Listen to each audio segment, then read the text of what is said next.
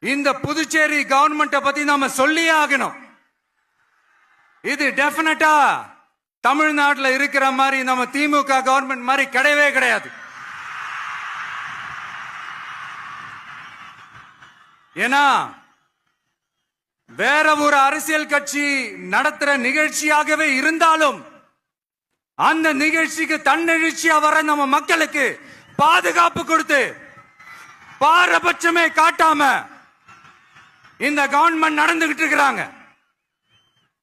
அப்படிப்பட்ட இந்த புதுச்சேரி கவர்மெண்ட்டுக்கும் நம்ம புதுச்சேரி சிஎம் சார் அவர்களுக்கும் இந்த நேரத்தில் என்னுடைய மனப்பூர்வமான நன்றிகளை தெரிவிச்சுக்கிறேன்.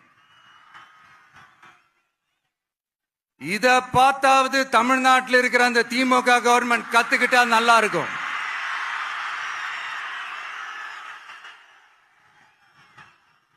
ஆனா அவங்க கத்துக்க மாட்டாங்க. பரவாயில்ல, வரப்போற எலெக்ஷன்ல 100% கத்துக்குவாங்க.